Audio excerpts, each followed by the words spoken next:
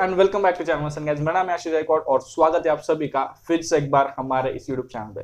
दोस्तों आप देख रहे होंगे कि ये थोड़ा अलग सेटअप है, राइट? तो आज के इस वीडियो में हमारे साथ एक स्पेशल गेस्ट है जिनके साथ हमने ऑलरेडी एक वीडियो बना रखा है और एक व्लॉग हमने बनाया था। एंड इस वीडियो में हम उनके साथ डिस्कस करने वाले हैं एमएससी नर्सिंग के बारे में। वीडियो बहुत ही मजेदार होने वाला है, वीडियो को स्किप ना करें, वीडियो को स्टार्टिंग से लास्ट तक पूरा देखें। And we have the guest in front of us. Hello Minal, welcome to the channel. How you feel channel पे आकर, आपको कैसा लग रहा है? It's I think second video, right? तो आप बोल सकते हैं how you feel? I feel quite good and happy to have again in this channel, and I am there to help you regarding the MSc nursing. Yeah. So before we continue, I'll just give a quick intro about her. She has completed her MSc nursing in obstetrics and gynecology, right? Yes. Before we start, what do you think? क्या MSc nursing करना worth it है? जी आप जैसे देख रहे हो कि updation बहुत ज़रूरी होता है। मैंने भी ऐसे ही सोचा था कि बीएससी के बाद अभी जॉब ही करना है, क्योंकि बीएससी बड़ा हेक्टिक रहा 4 इयर्स के लिए। तो बाद में मुझे ऐसा लगा कि नहीं, अगर हम यहीं पे रुक जाए तो हमारे साथ जो भी कलीग्स रहते, जो सीनियर्स रहते, तो उनको देख के बड़ा इंस्पायर होता है कि चलो इसके बाद एक पोस्ट है। वैसे तो फील्ड ऑफ चॉइस जो नर्सिंग है, स्टार्टिंग में उसमें भी कहीं ऐसा लगा कि छोड़ना है अभी, और हम कुछ कर रहे हैं उनके लिए, वो भी एक क्या बोलेंगे, एक फीलिंग है। और वो मेरे लिए बड़ा मज़ेदार एक्सपीरियंस था। तो उसके बाद मैंने सोचा कि क्यों ना जाके पेशेंट के साथ, स्टूडेंट भी है, स्टूडेंट को भी हेल्प कर पाऊँ। मैंने सोच लिया, मैंने ठान ही लिया कि मुझे जाना ही है, एमएससी करना ही है। इसलिए फिर मैं ऐसे ही चले देखा मैंने कौन सा स्पेशलिटी है, क्या है। तो अकॉर्डिंग टू स्पेशलिटी मेरा चॉइस तो हमेशा से साइकेट्रिक नर्सिंग था। इस पे आप मतलब डोंट एक्सप्लेन दैट, इस पे हम आने वाले हैं, सेपरेट क्वेश्चन उसके बारे में पूछेंगे। हाँ, अब यू कैन कंटिन्यू, बस वो पॉइंट मत बोलना। हाँ ओके। हाँ। तो करना था, कुछ तो अलग करना था। चलो कोई भी स्पेशलिटी मिल जाए, लेकिन एमएससी करना है, यही ख्वाब देखा था। फिर बाद में जब मैं कई कॉलेजेस में मैंने सर्च किया, तो ओवरऑल महाराष्ट्र में एमयूएचएस के अंडर जितने भी कॉलेजेस थे, मैंने सब कॉलेज में इंक्वायरी करना शुरू किया। पहले तो मैंने मेरे साथ जो कलीग्स थे वो भी वही कॉलेज से बिलोंग करती थी, तो मैंने उनको ही पूछा कि आपने कहाँ से किया है, क्या किया है, कितना ईयर्स का है, फिर फीस कैसा है उसका। तो ये ओवरऑल मैंने सब ऐसा इवैल्यूएशन निकाल लिया। फिर मैंने जाके पेरेंट्स से भी बात किया, तो उन्होंने भी कहा कि कर लो, अपडेशन है तो, और आपका चॉइस जो है वो टीचिंग में ज़्यादा है, तो आपको ये करना ही है। और बाद में बीच बीच में ऐसा भी न्यूज़ था कि चलो बीएससी के बाद टीचिंग में लेंगे नहीं, डायरेक्टली आपको कहा जाना है हॉस्पिटल साइड जाना है। तो मैंने वो भी देखा और उसके बारे में भी बहुत सोचा। फिर मैंने सोच के फिर ये डिसीजन ले लिया। सो आपने पूरा जर्नी बताया, great. But what viewers want is कि क्या ये वर्थ इट है? क्या अगर एक फॉर एग्जांपल अगर कोई भी हमारा जो व्यूअर देख रहे हैं, इफ ही और she studying in either of the years या फिर सेमेस्टर में सीख रहे हैं, और अगर वो सोच रहे हैं हायर स्टडीज करने का, तो कई सारे ऑप्शंस है। एंड हम बाकी ऑप्शंस का इस वीडियो में नहीं डिस्कस करेंगे, as we are discussing about MSc nursing. तो बाकी ऑप्शंस जैसे एमबीए है और एमपीएच है और बाकी ऑप्शन से एनपीसीसी भी आया है, तो वो एक साइड पे, और एमएससी, तो क्या एमएससी नर्सिंग करना वर्थ इट है? देखिए, एमएससी नर्सिंग ऐसा कोर्स है कि बाकी के जो भी कोर्स है, मैं उनको ऐसा नहीं कहती कि वो कोर्स वैलिड नहीं है, लेकिन बात क्या है कि बीएससी नर्सिंग के बाद जो प्रॉपर जा रहे हो, तो वो फ्लो में सिर्फ एमएससी नर्सिंग ही अच्छा है। Okay okay. And another thing कि अगर आपने बीएससी नर्सिंग किया है, किसी भी स्टूडेंट ने, तो बीएससी नर्सिंग के बाद पर्टिकुलर एक्सपीरियंस है या फिर पर्टिकुलर पोस्ट है या फिर एक पर्टिकुलर सैलरी। अभी जब भी हम बात करते हैं किसी भी कोर्स की या फिर करियर की, तो सबसे पहली चीज व्हाट वी डिस्कस इज, या फिर what people think, student think is, वो है सैलरी। तो क्या ऐसा कुछ बदलाव आता है straight away on the point salary? देखिए, मेंटालिटी तो कुछ भी हो, लेकिन बात की जाए सैलरी की, तो सैलरी तो बहुत इम्पोर्टेंट है। क्योंकि कैसा है कि बीएससी के बाद जो आपको 15K मिलता है, वो भी रजिस्ट्रेशन के बाद, तो उसके लिए तो काफी टाइम निकल जाता है। लेकिन अगर आप एमएससी नर्सिंग करते हो तो बीएससी नर्सिंग के बाद तो आपको ग्रोथ तो है, ग्रोथ इन द सेंस कि आपका पोस्ट जैसे जैसे बढ़ेगा वैसे वैसे आपका सैलरी पैकेज भी बढ़ता है और सेटिस्फैक्टरी रहता है सैलरी, इतना भी कुछ कम नहीं। लेकिन आपको अगर बाद में कहीं बाहर जाना है, मतलब अब्रॉड जॉब्स के लिए अगर यहीं पे भी करना हो तो ग्रोथ तो है। And one thing is that the plus point is you are having your MSc, okay, so this is worth only. Okay okay, तो अगर एक इंडिविजुअल है जिसे एमएससी नर्सिंग करना है तो क्या उसने क्या करना चाहिए? क्या कोई एंट्रेंस एग्जाम होती है? Now again the same question, जैसे बीएससी नर्सिंग के लिए एंट्रेंस एग्जाम होती है, तो क्या एमएससी के लिए कोई एंट्रेंस एग्जाम होती है? या फिर कैसे समझ में आया एमएससी नर्सिंग के फॉर्म्स है, एप्लीकेशंस है, वो शुरू हुए हैं? क्या करना पड़ेगा आफ्टर पासिंग बीएससी नर्सिंग? जैसे एंट्रेंस एग्जाम के बारे में अगर आप बात कर रहे हो तो एंट्रेंस एग्जाम तो हर कॉलेज में अलग अलग क्राइटेरिया के बेसिस के ऊपर होता है। कोई लोग ज्यादा करके इंटरव्यू पे ज्यादा फोकस करते हैं। वैसे जैसे मैं गई थी कॉलेज में तब मुझे पूछा था कि वर्क ऑफ एक्सपीरियंस कितना है और अब कितना, लेकिन आपको बताती हूँ कि जो कॉलेजेस है, जो कॉलेज जहाँ पे भी जाओगे आप, पहले तो आपको पूछेंगे कि आपका क्लिनिकल एक्सपीरियंस कितना है। तो 1 year is must for that. You can go with teaching also, but clinical is also there. But मुझे लगता है कि आप कोई भी ले लो कोर्स, मतलब जैसे कि आप अगर 1 year टीचिंग में जाते हो तो आपको थरो नॉलेज चाहिए उसके बारे में, और अगर आप क्लिनिकली वे में जाते हो तो वो भी बहुत वर्थ करता है इसमें, क्योंकि सामने वाला क्या एक्सपेक्ट करता है, अगर मैं इसको ये जॉब में ले रही हूँ तो ये कर पाएगी या नहीं कर पाएगी। अगर इसको हॉस्पिटल साइड में भेजा तो ये मेरे स्टूडेंट्स को गाइड करेगी भी या नहीं करेगी। तो ये बेसिक क्वेश्चंस रहते हैं जो प्रिंसिपल रहते हैं कॉलेज के कंसर्न, वो पूछते हैं आपको। और एंट्रेंस की बात किए जाए तो हर कॉलेज में अलग अलग एंट्रेंस रहता है, जैसे इंटरव्यू हो, फिर राइटिंग में लेते हैं, तो सब कुछ रहता है। मतलब मैं जहाँ गई थी वहां पे तो ऐसा कुछ नहीं था, लेकिन फिर भी उन्होंने जितने भी लोगों के इंटरव्यू लिए तो इंटरव्यू के बेसिस पे उन्होंने सिलेक्शन किया था। ओके, तो वहां पर भी मेरिट लिस्ट हो रही। तो एंट्रेंस एग्जाम की जैसे इट्स क्लियर कि डिपेंड करता है college to college, university, state to state again. उसके बाद अब एमएससी नर्सिंग में अगर एडमिशन हो गया तो दो साल होते हैं। तो एमएससी नर्सिंग अगर करना है तो फीस कितनी होनी चाहिए? अगर किसी फॉर एग्जांपल अभी मेरा भी बीएससी नर्सिंग हुआ है, तो अगर मुझे एमएससी नर्सिंग करना है तो मैंने अपना बजट कितना रखना चाहिए? कि कितना मुझे, सिर्फ फीस की बात करूं तो कितना मेरे पास बजट होना चाहिए ताकि मैं एमएससी नर्सिंग कर पाऊँ? बजट की बात करोगे तो देखिए, बजट तो ऐसे कुछ फिक्स नहीं रहता है। अगर बीएससी के कंपेयर में जाओगे एमएससी के लिए तो जो 4 year में आप जितना लगा रहे हो तो उससे डबल लगता है 2 years में फीस। यस।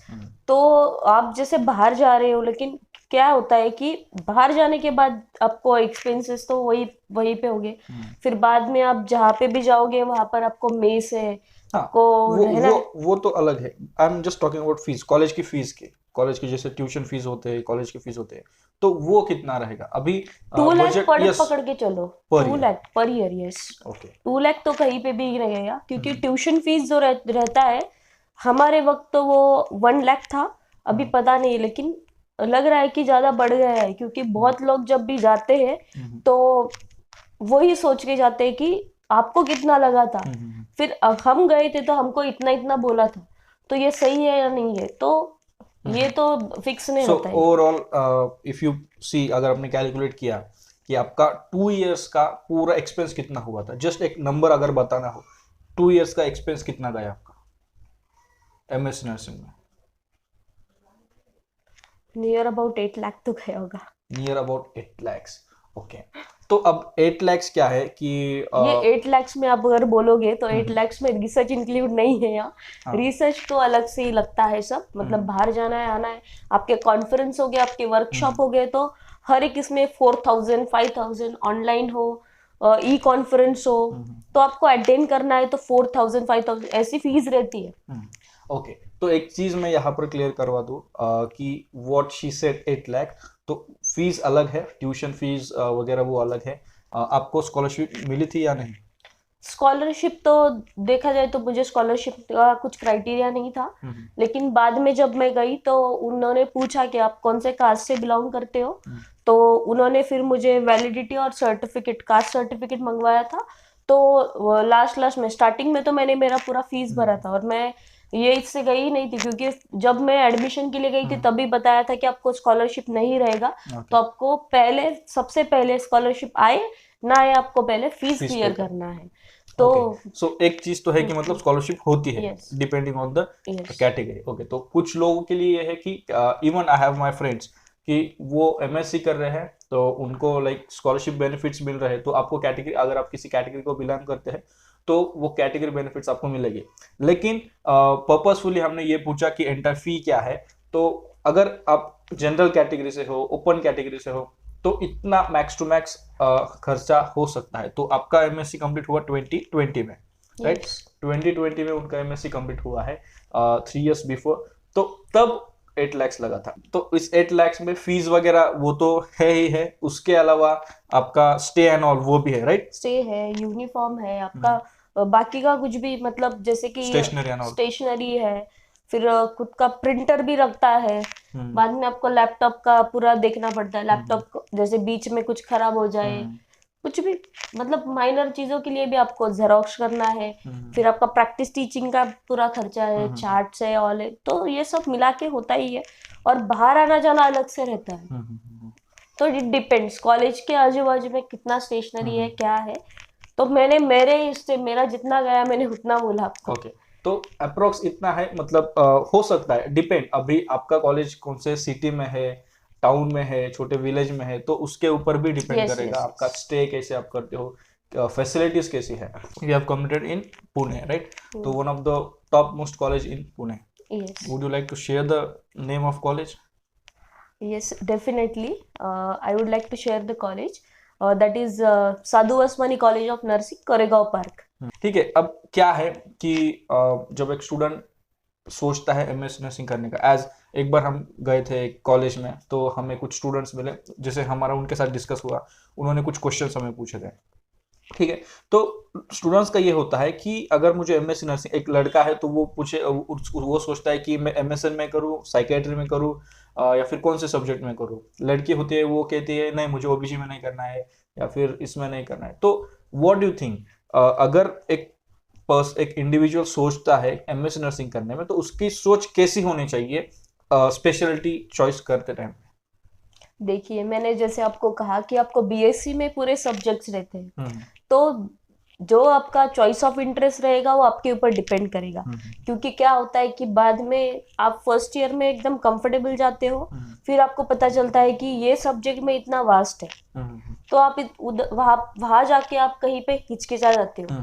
तो आपको ये करना नहीं है, कॉन्फिडेंस लो हो जाता है। मतलब ऐसा लगता है कि एक पल तो ऐसा लगता है कि छोड़ दे, लेकिन आपको ही आपका चॉइस, मतलब जो है, अभी आप देखोगे कि किसी को पूछोगे आपकी कौन से इसमें ज्यादा ये स्कोप कहाँ पे है, तो स्कोप की बात की जाए तो देखिए, स्कोप तो कुछ मैटर नहीं करता है। स्कोप तो सेकंड चीज दे दो आप, लेकिन प्राइमरी आप कहाँ पे रखोगे? प्राइमरी आपको रखना है कि आपको कौन सा सब्जेक्ट चाहिए, इंटरेस्ट। Yes, interest. तो जैसे आपने बोला कि मेल फीमेल का, तो फीमेल के लिए तो आपको पता है कि ओबी गायनेक तो उनके लिए रहता है। अगर आप महाराष्ट्र से बिलोंग करते हो और आप अगर एमयूएचएस में हो, तो most of the colleges in MUHS, जहाँ पर मैंने इंक्वायरी की है, जहाँ पर मैं जाके आई हूँ, वहीं पे तो कहीं लड़का नहीं था मेरे स्पेशलिटी में, ओबी गायनेक में।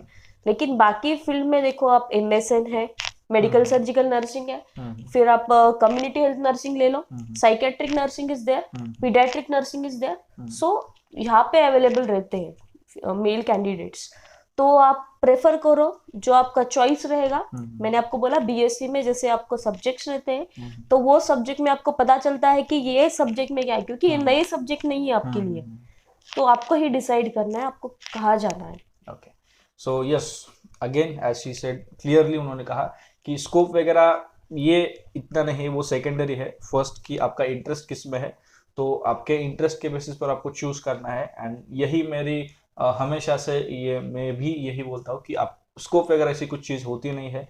अगर आपका एक चीज़ में इंटरेस्ट है, आप पैशनेट हो उस चीज़ को करने में, देन फिर आपका करियर तो आप ज़रूर बना दोगे। ठीक है, अगर आप अभी एमएससी नर्सिंग किया है, तो एमएससी नर्सिंग का एक स्टूडेंट अगर देख रहे हैं, तो एमएससी नर्सिंग में कौन सी चीज़ है जो ज़्यादा जिसके ऊपर फोकस करना चाहिए, या फिर अगर सोच भी रहे हैं कोई लोग एमएससी नर्सिंग करने के लिए, तो ऐसी कौन सी चीज़ है जिसके ऊपर ज़्यादा मतलब पहले से ही जिसके बारे में अच्छे से प्रिपेयर रहना चाहिए, ज़्यादा फोकस देना चाहिए? क्या होता है ना कि अगर आप जाते हो तो आपको सबसे पहले आपको पता है कि आपने आपका इंटरेस्ट कौन से सब्जेक्ट में डाला है। जैसे कि मैंने आपको बोला कि जो भी आप जाओगे, कम्युनिटी हेल्थ नर्सिंग वाले हैं, मेडिकल सर्जिकल वाले हैं, पीडियाट्रिक नर्सिंग है या ऑब्स्टेट्रिक एंड गायनेकोलॉजी है, तो ये सब्जेक्ट में आपको फोकस कहाँ देना है मेनली, तो आपको पता है कि सब्जेक्ट्स, तो उसमें कितने सब्जेक्ट है। तो फर्स्ट ईयर में जो सब्जेक्ट्स रहते हैं, तो आपको तो पता है कि स्पेशलिटी के क्लासेस अलग से होते हैं और जो कॉमन क्लासेस उनको नहीं पता है सभी को नहीं पता है। ठीक है, तो स्पेशलिटी के क्लासेस अलग से होते हैं, उसका प्रैक्टिकल अलग से रहता है, तो वहाँ पे सिर्फ आपके स्पेशलिटी मेंबर ही जा पाते हैं।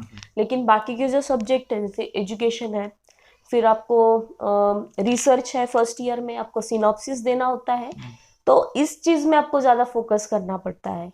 कैसे होता है कि गाइड कहीं पे जो गाइड रहते हैं हमारे रिसर्च के लिए जो हम गाइड रहते हैं कॉलेज में से, जो एचओडी रहते हैं वो गाइड प्रेफर करते हैं। तो क्या होता है कि वहां पर आपको डिफिकल्टी कौन सी चीज में होता है कि आप सब्जेक्ट तो फोकस कर लेते हो, लेकिन आपको पता है कि ये सब्जेक्ट में हम हमारे लिए कुछ है क्या। जैसे आप रिसर्च में आपको देखोगे तो थेसिस रहता है, डिसर्टेशन जिसको बोलते हो आप, तो वो कॉपीज में आपको देखना है कि आपके रिव्यूज आपको मिलते हैं भी या नहीं मिलते हैं। सबसे पहले मैं आपको बोलूंगी, अगर आप जा रहे हो एमएससी के लिए, तो आपको सबसे पहला फोकस आपके रिसर्च पे देना है, क्योंकि रिसर्च जो है वो आपको लास्ट में भी एंड मोमेंट तक, जब तक आप सबमिशन करते हो तब तक भी आपको आपके कंसेप्ट क्लियर नहीं रहते हैं।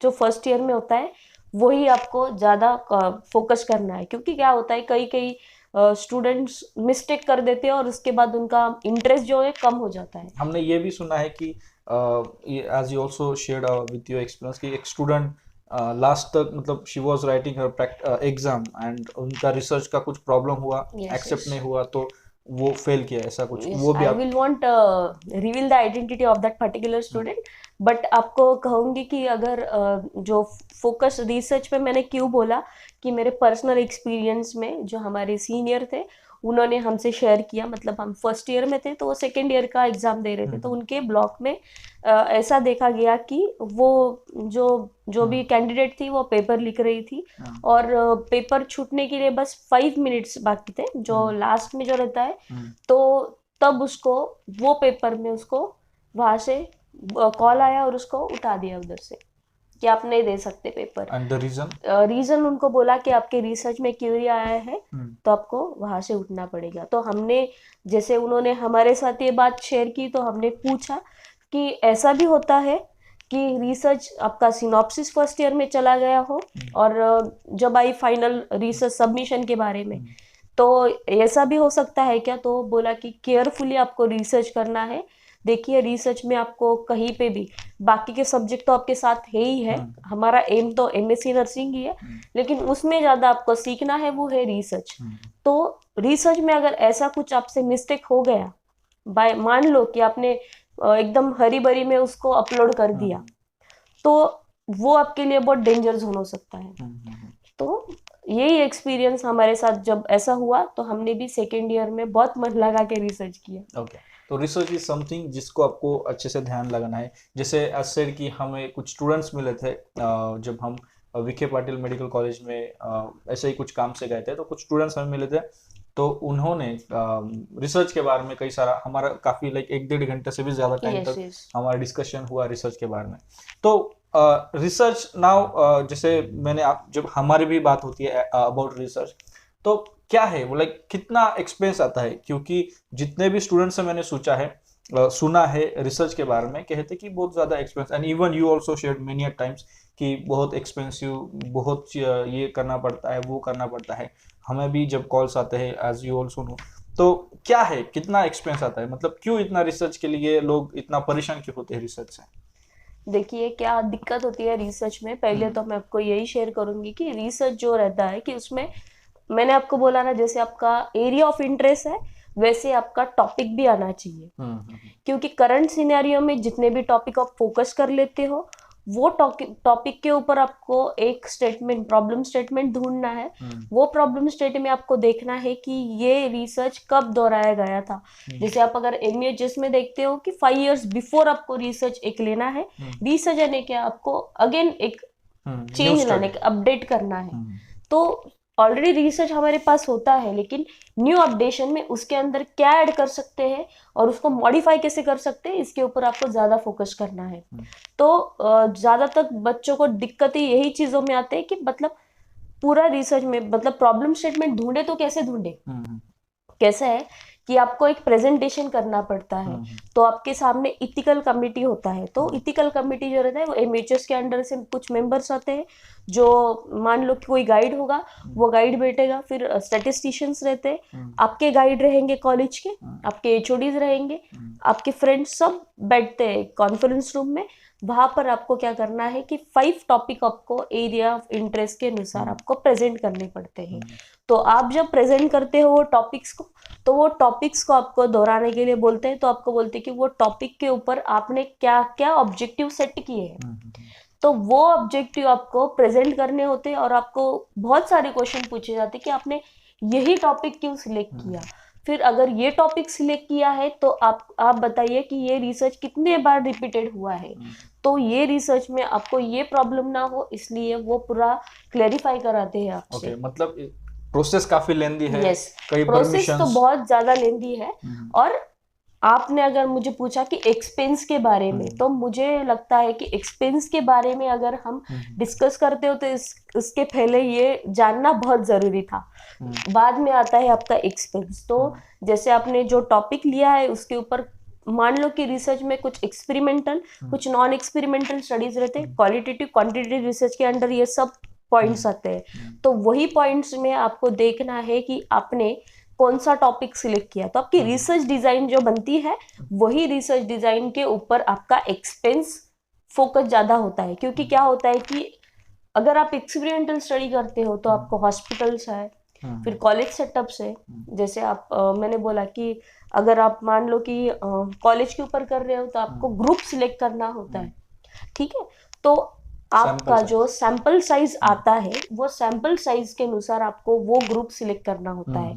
अगर आप एक ग्रुप के साथ जाते हो तो वो ग्रुप में मान लो कि वो डिवीजन में सिर्फ 20 गर्ल्स है और 20 बॉयज है, तो मान लो कि 40 आपको मिल गए। लेकिन आपका अगर स्टडी जो रहेगा तो वो स्टडी अगर आपका कोरिलेशनल स्टडी रहेगा, कोई सा भी स्टडी ले लो आप, तो वो स्टडी में आपको एक फॉर्मूला रहता है, ठीक है। जो आपका स्टैटिस्टिशियन जो रहता है वो फॉर्मूला देख के आपको क्या करता है कि आपके आपने कहा अबाउट स्टैटिस्टिशियन, तो सेपरेट स्टैटिस्टिशियन भी अब क्या है, आई थिंक ये जो रिसर्च का आप बता रहे हो पूरा प्रोसेस, तो अगर हम ये रिसर्च के बारे में डिस्कस करें तो बहुत लेंथी वीडियो बन जाएगा, राइट।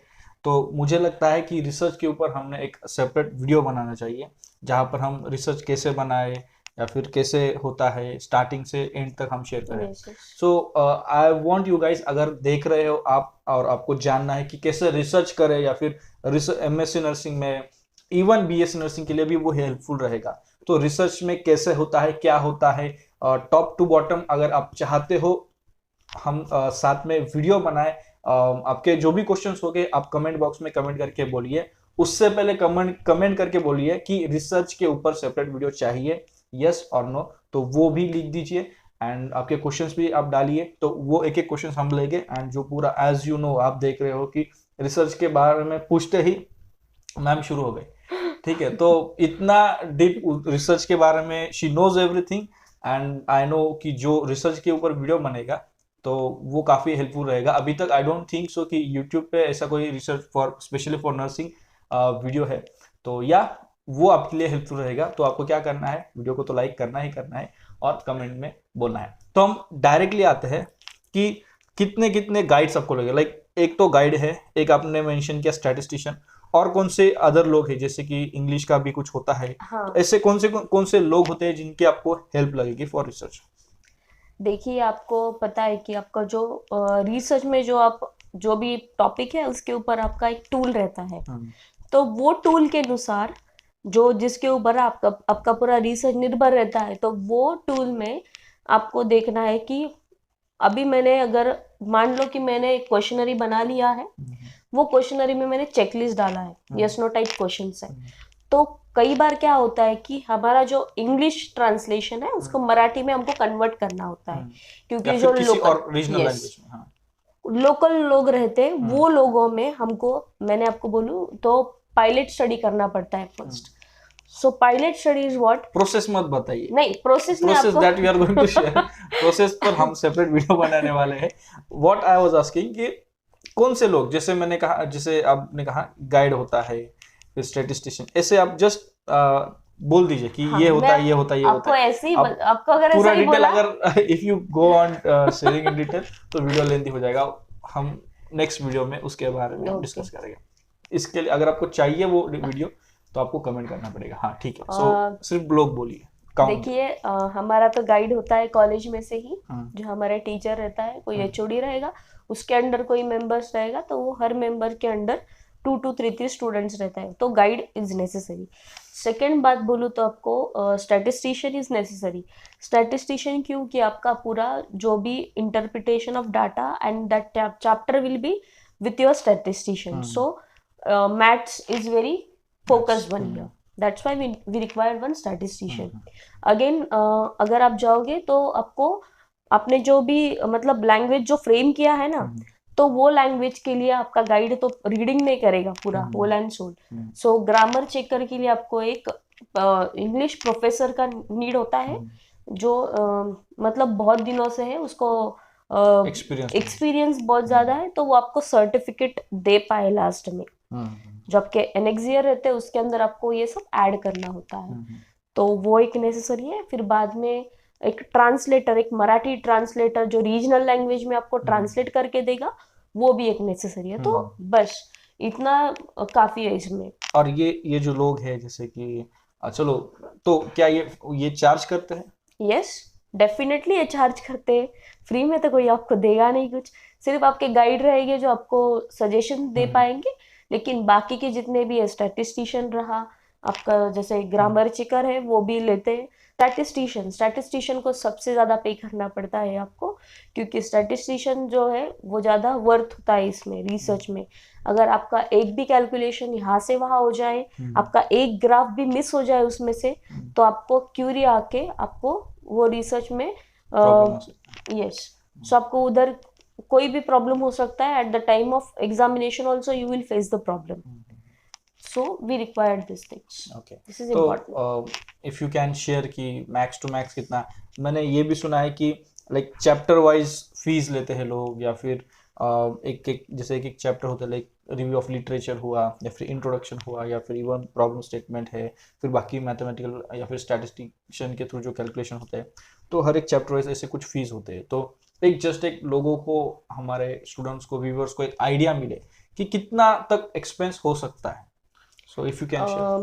आपको एक्सपेंस बोलूँ तो आपको पता है कि अगर हमारा कुछ भी ग्रामर में कुछ ग्रामेटिकल मिस्टेक हो गया, मान लो आपने एक चैप्टर किया है, तो वो चैप्टर में ज़्यादा से ज़्यादा 30-35 से ज़्यादा पेजेस हो गए, नियर अबाउट 40 भी पेजेस हो सकते हैं, क्योंकि आपको क्या करना है कि उसके अंदर जितना भी है, जो फॉन्ट है, बहुत सारी चीजें रहते हैं, तो वो चीजों को आपको फोकस करना है। मार्जिन है, साइड में कितना एरिया आपको लेना है, क्या है, आपके लैपटॉप में सब एडजस्टमेंट्स होता है, राइट। सो अगर उसमें मिस्टेक हो जाए तो आपको जेरोक्स फिर से करना पड़ता है। सो पहले आपको क्या करना है, चैप्टर टू चैप्टर आपको चेक करके लेना है। सो आप ही सोचो कि अगर एक चैप्टर में मिस्टेक हो जाए तो आपको फिर से वो 40 पेजेस को पूरा दोहराना पड़ता है। So it will take more money, right. Then again travelling is the thing. So near about आप अगर xerox and everything you will go, so it will charge more than 10,000। Okay, एक रिसर्च के लिए? यस, एक research के लिए? नहीं, पूरा रिसर्च नहीं बोल रही मैं, सिर्फ आपको जो क्वेश्चनरीज और एवरीथिंग, क्योंकि क्या होता है कि हमारे गाइड ही सिर्फ सजेशंस नहीं देते, हमको बाकी के कॉलेजेस में जाके वो टूल जो है वो डिस्ट्रीब्यूट करना पड़ता है। जो कंसर्न टीचर है, जैसे ऑब्स्टेट्रिक एंड गायनेकोलॉजी के जितने भी टीचर्स थे all over Pune, so I went there, may be they are from the deem university or maybe they are from the MUHs. So we have to give that particular tool to that particular person, because what happens at the last, जो आपको comparative study करना पड़ता है, जो compilation of the data आप बोलते हो, तो उसके अंदर भी एक इथिकल कमिटी बैठता है। तो वो इथिकल कमिटी देखता है कि आपको क्या क्या सजेशन मिला आपके टूल के अनुसार। So there also you will it will charge more. Okay, so while traveling everything is there, so you can make the expense like near about 10,000 it will take for these things. Then statistician will charge differently. Okay, so statistician it depends, आपके पास वो मतलब जो sir आते हैं, कोई भी अगर ma'am आते हो तो वो कौन से कॉलेज से आते हैं, क्या आते हैं, और आपको वही लेक्चर लेते हैं या नहीं, तो आपको वहां पर डिस्काउंट मिल सकता है। लेकिन अगर आप जाते हो कोई अदर स्टैटिस्टिशियन के पास, तो yes, so it will charge more. So near about it will take 10 to 15,000 also it can be charged. So this is the more expenses. Now here अगर आप ग्रामर चेकर के पास जाते हो, देखिए चैप्टर बाय चैप्टर चेक करना तो कोई easy job नहीं है, उसको अपना पर्सनल टाइम देना पड़ता है। So they will also charge more for this. So इसका रिवीलिंग तो मैं नहीं कर सकती, क्योंकि मैंने जहाँ पे किया था, मैंने बोला जैसे मेरे फ्रेंड की सिस्टर ही थे तो उन्होंने ही करके दिया था, so they have not charged anything. Then translator is there, so translator will also take as per page. Now it was like that, the translator where we went, he has taken near about 50 rupees for one page, and like 50 rupees for one side only. Okay, back side you will take more extra charge. Yes, extra. So you just think that if we are going with the grammar checker also, there also charges will be there. Again वो grammar check होने के बाद हमको क्या लगता है कि जो इंग्लिश में जो हमने फ्रेमिंग किया है वो गलत है। जो मराठी जो ट्रांसलेटर जो टूल है, अगर हमने किसी पेशेंट को दे दिया पढ़ने के लिए, आपको क्या लगता है इसमें, आप पढ़िए, देखो आपको क्या है, तो पेशेंट भी आपको सजेस्ट करता है कि इसमें क्या क्या चेंजेस पाइए। तो ये चेंजेस में क्या करना है कि उनको समझ में आए, हाँ, उनको समझ में आए, और वो जो लैंग्वेज ऑफ आंसर है वो अच्छे मतलब फिजिबल होना चाहिए, करेक्ट रहे। और yes, so there also the expenses will be there. Okay, so हम अभी तो एमएससी से स्टार्ट किया हमने और हम रिसर्च पे ही आ गए। सो या तो दैट्स इट, मतलब अगर एमएससी नर्सिंग किसी को करना है तो जैसे हमने देखा इंटरेस्ट पर बेस्ड है, स्कोप ऐसा कुछ नहीं है, जो भी सब्जेक्ट में इंटरेस्ट है वो कर सकते हैं। एंट्रेंस एग्जाम के बारे में हमने देखा, इवन आपने ये भी शेयर किया कि एटलीस्ट एक्सपीरियंस होना चाहिए, क्लिनिकल हो या फिर टीचिंग का हो। बट जैसे आज शी ऑल्सो शेयर, और मैं भी हमेशा से अपने वीडियोस में बोलता हूँ कि अगर आपने बीएससी नर्सिंग किया है, सबसे पहली चीज़ आप करिए क्लिनिकल एक्सपीरियंस लीजिए, क्योंकि आपको क्लिनिकल नॉलेज आपके पास होना चाहिए। एडवांस्ड जो नर्सिंग प्रैक्टिसेस आती है उसका, या फिर एडवांस टेक्नोलॉजीज आती है, इक्विपमेंट्स आते हैं, जो भी इंस्ट्रूमेंट्स होते हैं उनका नॉलेज आपके पास होना चाहिए, इसलिए क्लिनिकल्स करना बहुत ज़रूरी है। सो एक लास्ट क्वेश्चन, जब आपने एमएससी किया, एमएससी नर्सिंग कंप्लीट करने के बाद, क्या आपको कभी ऐसा लगा कि मुझे हमारे आशीष गायकवाड़ के यूट्यूब चैनल पे आने को चांस मिलेगा? नहीं, ऐसा तो कभी लगा नहीं कि ऐसा हो सकेगा, और अच्छी बात है अगर चांस भी मिल पाए और किसी को हेल्प मिल रहा हो, और ये वीडियो से अगर जितने भी व्यूअर्स होंगे वो इंस्पायर्ड होंगे, तो मेरे लिए यही अच्छी बात होगी। ओके, और एक और क्वेश्चन, कौन सी चीज का आपको ज्यादा खुशी है? एमएससी नर्सिंग कंप्लीट करने का ज्यादा खुशी है, या फिर शादी करने का ज्यादा खुशी है, या फिर चैनल पे आने का ज्यादा खुशी है? देखिए, अगर जितना भी आपने बोला, जितने भी कॉन्सिक्वेंसेस आपने बोले, तो ऐसा कुछ नहीं है। देखो, फर्स्ट तो एजुकेशन था ही, बाद में लाइफ पार्टनर जो second option. Second option, okay. Second option means after education, okay, after education. Then अगर आप देखोगे कि चलो वो भी कुछ ऐसे प्रोफेशनल वीडियोस बनाते हैं, तो ये तो अच्छी बात हुई ना कि हमारा। आपको कैसे लगा कि when you came to know कि योर जो पार्टनर आपका रहने वाले हैं वो यूट्यूबर है? तो आपको कैसे लगा? देखिए ये चीजों के बारे में मैं आपको अभी नहीं बोल सकती। ओके, नेक्स्ट ब्लॉग में कुछ नेक्स्ट, ऐसा अलग होगा तो तब बोलेंगे। ठीक है, ठीक है। So thank you very much Minal for coming on the channel and sharing the information, the knowledge with the students. कुछ क्वेश्चंस थे, तो अगर फिर भी आपके कुछ और क्वेश्चंस है तो आप कमेंट करके बोल सकते हैं। अगेन, रिसर्च के बारे में आपको वीडियो चाहिए तो वो भी आप जरूर कमेंट करिए। अगर आपको वीडियो पसंद आए तो जरूर इस वीडियो को लाइक करें। चैनल पे नए हो, चैनल को सब्सक्राइब करें, वीडियो को ज़्यादा से ज़्यादा शेयर करें। और ऐसे कोई भी जो टॉपिक्स आपको लगेंगे तो आप कमेंट कर सकते हो, उसके बारे में हम आपको वीडियो बना के देंगे। और अगर आपको ऐसा लगता है कि कोई भी टॉपिक है, कोई भी डाउट है जिसके ऊपर if you want to connect with us personally या फिर फोन पे हो, तो नीचे डिस्क्रिप्शन में लिंक है जहां पर आप क्लिक करके हमारे साथ बात कर सकते हो, कॉल बुक करके। तो नीचे डिस्क्रिप्शन में लिंक है, लिंक को चेकआउट करिए, लिंक पर क्लिक करके आप कॉल बुक कर सकते हो। हमारा ऐप भी है मेडिकैमी, जिसके ऊपर भी हम कुछ चीजें लेके आने वाले हैं, तो जरूर हमारा ऐप डाउनलोड करिए। डिस्क्रिप्शन में उसकी भी लिंक है, तो गो डाउनलोड द ऐप। काफी कुछ चीजें हम ऐप पर भी लेके आने वाले हैं। एक मैं मेडिकैमी के बारे में कुछ बोलना चाहूंगी। देखिए जितने भी मतलब जो पर्सनल कोचिंग रहता है वो कोचिंग के अंदर आपको इतना कुछ मिलेगा नहीं जितना आपको मेडिकैमी में मिलेगा, क्योंकि एजुकेटर्स जो है मतलब my self is educator, then he is also educator, so you will get more knowledge. कैसा है कि आपको नर्सिंग के पहले ही आपको पता है कि नर्सिंग क्या है, तो आपको ज्यादा डिफिकल्ट नहीं जाता है।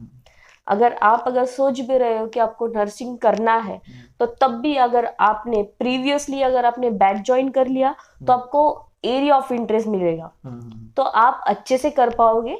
और अभी जो करंट सिनेरियो जो आप सेमिस्टर के बारे में बोल रहे हो, तो अब मैं भी तो टीचर हूँ, एक एजुकेटर हूँ, तो मैं देख रही हूँ कि लड़कियों को कि आने के बाद इन कॉलेज जो देखोगे आप, तो उनको ज्यादा नॉलेज तो रहता नहीं है, और वहां पर जाने के बाद उनको फिर पेशेंट के साथ बोलना है, बात करना है, सो ब्लड देख के कुछ चक्कर वक्कर आ जाता है। तो अभी कैसा है कि अगर आपको प्रीवियस नॉलेज है वो बारे में, तो आप देख रहे हो कि ऐसा ऐसा है, इसमें क्या क्या टॉपिक्स है, जो फंडामेंटल्स ऑफ नर्सिंग, जो बेसिक कोर्स हमारा वो बैच भी चल रहा है। यस, विहान बैच, यस, जो हमने स्टार्ट किया है, तो उसके अंदर भी जितने भी स्टूडेंट होंगे, मुझे पता है कि मेरे जानकारी के अनुसार अगर वो किसी कॉलेज में होंगे तो उनको इस बात का बेनिफिट तो है ही है, 100% उनको बेनिफिट है। सो पहले ही अगर आपने ज्वाइन किया हो तो आपके लिए बहुत अच्छा है, ये बहुत अच्छी अपॉर्चुनिटी है, मुझे भी अच्छा लगा। और मैंने तो आपके साथ ये बैठ के भी शेयर नहीं किया, लेकिन अभी ऐसा बोलने के बाद पता चला कि बोलना चाहिए। ओके, अच्छी बात है। ओके, तो वीडियो के बहाने काफी कुछ चीजें हो गई। ठीक है, सो आज इस वीडियो को यहीं पे समाप्त करते हैं। क्या करना है, कैसे करना है, आगे वीडियो चाहिए नहीं चाहिए, उसके लिए क्या करना है, कांटेक्ट करने के लिए क्या करना पड़ेगा, डाउट्स है, डाउट्स के आंसर चाहिए, उसके लिए क्या करना पड़ेगा, सब कुछ मैंने आपके साथ शेयर किया है। तो time to end the video. आज के वीडियो में बस इतना ही। मिलते हैं किसी और वीडियो में किसी और टॉपिक के साथ। तब तक के लिए शालोम, शांति और सलाम। Bye bye, see you in the next video. चलो, थैंक यू।